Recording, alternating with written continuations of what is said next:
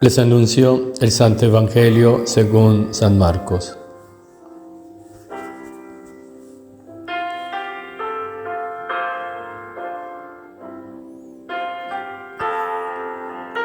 En aquel tiempo dijo Jesús a la gente: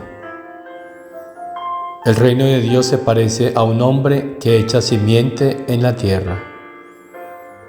Él duerme de noche y se levanta de mañana. La semilla germina y va creciendo sin que él sepa cómo. La tierra va produciendo la cosecha ella sola. Primero los tallos, luego la espiga, después el grano. Cuando el grano está a punto, se mete la hoz porque ha llegado la siega.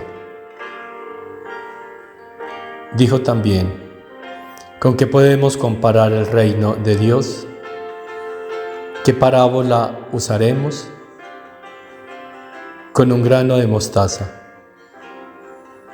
Al sembrarlo en la tierra es la semilla más pequeña, pero después brota, se hace más alta que las demás hortalizas y echa ramas tan grandes que los pájaros pueden cobijarse y anidar en ellas. Con muchas parábolas parecidas les exponía la palabra, acomodándose a su entender. Todo se lo exponía con parábolas, pero a sus discípulos se lo explicaba todo en privado.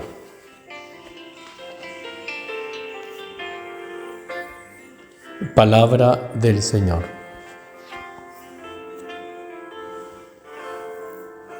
¿A qué se parece el reino de Dios? La razón de ser de la venida de Cristo a la tierra es para prepararnos para el reino de Dios. Esa fue su finalidad: limpiarnos, purificarnos, lavarnos con su sangre, redimirnos. ¿Para qué? Para hacer parte del reino de Dios. Pero para entrar al reino de Dios se necesita un traje especial. ¿Y cuál es ese traje? Es la voluntad de Dios. Por eso dice que el reino de Dios se parece a un hombre que pone una semilla en la tierra.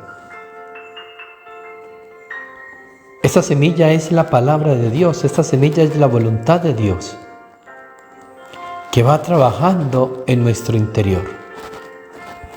Hay que acercarse a escuchar estas verdades, a conocer esta palabra de Dios.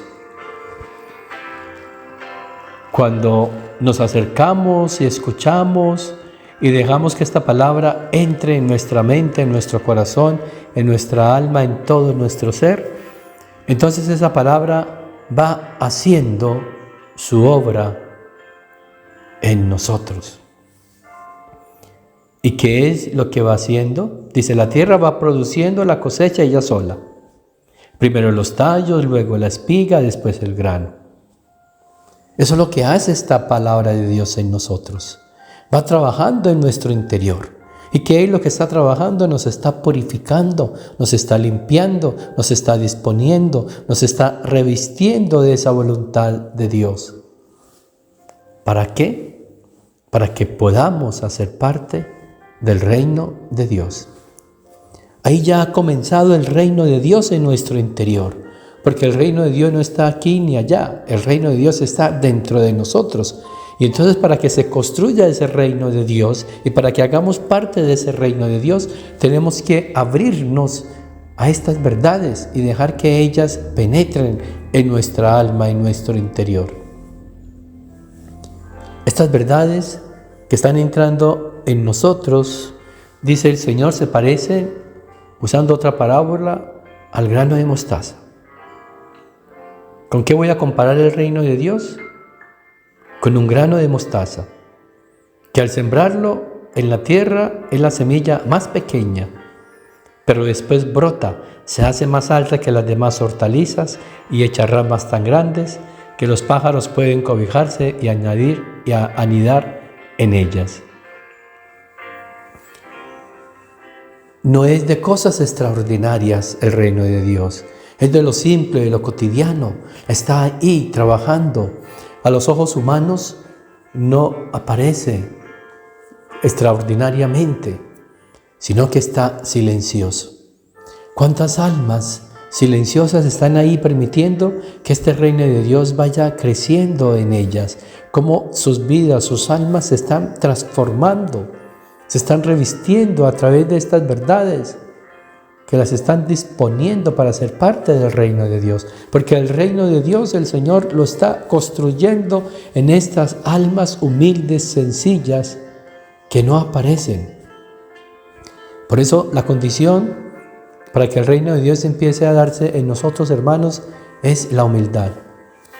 De ahí tanto que hemos insistido en no aparecer en nada de protagonismos, porque eso pone una barrera a esta semilla, impide que este reino de Dios vaya creciendo en nosotros. Por eso hay que silenciarse, hermanos, y hay que entrar en un estado de silencio y de oración. Dice el Evangelio, termina diciendo que todo lo exponía con parábolas. Escuchen, pero a sus discípulos se lo explicaba todo en privado. Hay que tener una vida privada con el Señor, una vida silenciosa, es decir, una vida de oración. Porque cuando entremos en oración, a leer estas verdades, a meditar estas verdades, Él nos las va a explicar.